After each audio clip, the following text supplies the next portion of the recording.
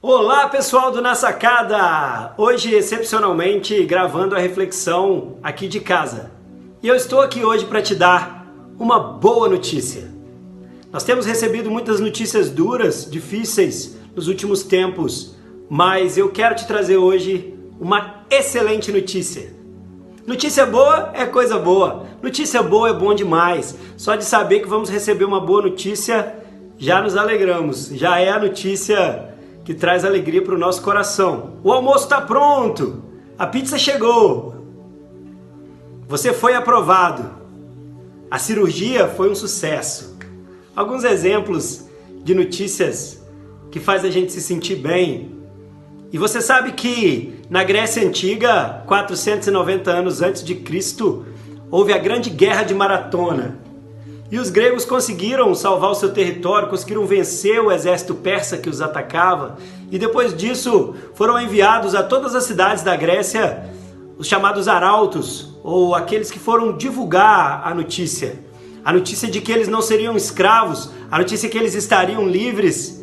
E obviamente que essa notícia trouxe alegria para todos os povos ao redor da Grécia naquele tempo. É legal pensar nisso porque no grego a palavra angelos significa anjo ou portador da notícia. E o prefixo eu completa essa palavra, tornando-a euangelos. Esse prefixo significa cheio de alegria. Quando nós falamos de euangelos, falamos de notícia que traz alegria. E é daí que se origina a palavra evangelho. Euangelos veio se tornar em português evangelho. O que é então o evangelho? Ora, existem vários evangelhos, várias notícias de alegria. Tem o evangelho do seu time de futebol, quando ele ganha, você recebe a notícia de alegria de que ele ganhou, ou que você conseguiu alguma conquista financeira, alguma coisa que você tanto queria, e aquilo, quando você recebe a ligação dessa boa notícia, aquilo é o evangelho. Mas há um evangelho, há uma notícia de alegria que é suprema, que está acima de todas as outras. E é essa que Jesus fala lá no livro de Marcos, capítulo 1, versículos 14 e 15. Observe que é o início do livro de Marcos, ou seja, é o início ali da contagem da história de Jesus, está bem próximo do início. E a Bíblia vai dizer que Jesus entra na Galileia proclamando o Evangelho. Jesus ainda diz para as pessoas em alto e bom som: arrependei-vos, porque está próximo o reino dos céus, e creiam no Evangelho de Deus. Como eu disse, tem evangelho para todo gosto por aí. Mas um evangelho, uma notícia de alegria, é a maior de todas. É esse Evangelho de Deus. A minha pergunta aqui, já trago a resposta: o que é o Evangelho de Deus que Jesus queria tanto que as pessoas crescem, no qual Ele queria que as pessoas crescem? Ora, o Evangelho de Deus, a notícia de Deus é que eu e você, por sermos pecadores e injustos, tínhamos então o impedimento de nos relacionar com um Deus que é santo e justo.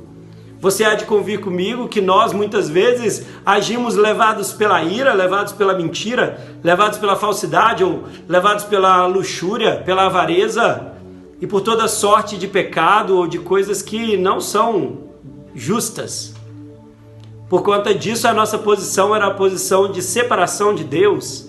Nós não podíamos ter esse contato com Deus, porque senão Deus deixaria de ser justo. E Ele mesmo, Deus, disse que o salário ou o pagamento pelo pecado era a morte, e que precisaríamos então morrer para pagar o preço que devíamos por sermos pecadores. No entanto, aí chega a boa notícia, que é quando o próprio Deus, na pessoa de Jesus Cristo, o Filho, Ele resolve pagar o preço por nós. E a boa notícia se resume em 4 fases. A primeira fase do Evangelho, ou da notícia cheia de alegria, do euangelos, a primeira fase é que Jesus morreu pelos nossos pecados. A segunda fase é que Ele foi sepultado. A terceira fase é que Ele ressuscitou ao 3º dia. A quarta fase é que Ele está vivo agora. E a quinta fase é que Ele quer morar no seu coração. O que é o Evangelho? Qual é a notícia? Jesus morreu pelos nossos pecados, foi sepultado, ressuscitou ao terceiro dia, está vivo agora e quer morar no seu coração. Isso norteia toda a nossa vida, porque é uma ressignificação do motivo para o qual eu e você vivemos, porque quando percebemos que o Deus, Criador de toda a terra, pagou o preço por nós para que nós pudéssemos ter vida, a vida passa a ser muito mais valiosa. E esse fato dessa notícia é o que diferencia tudo o que vemos no mundo, tudo que já vimos, tudo que vemos e tudo que veremos a respeito de religiões, porque ao contrário das religiões que tratam de dar bons conselhos, de trazer boas ideias para que o homem possa construir o seu caminho até Deus, o Evangelho de Cristo não tem nada a ver com isso, ao contrário, ele trata de uma notícia. Centralmente, a fé cristã está embasada não num conjunto de bons conselhos, mas numa notícia. A notícia de que você não precisa construir o caminho a Deus, mas que o caminho já foi construído. Quando Jesus vem, ele diz: eu sou o caminho, e ele pagando o preço, e de acordo com aquilo que ele fez, agora eu e você temos acesso a Deus. Mesmo pecadores, seguindo o conselho que Jesus deu em Marcos, capítulo 1, versículos 14 e 15, como eu citei agora há pouco, o que nós precisamos fazer é nos arrepender e crer na notícia, e crer no Evangelho. Que Deus te abençoe.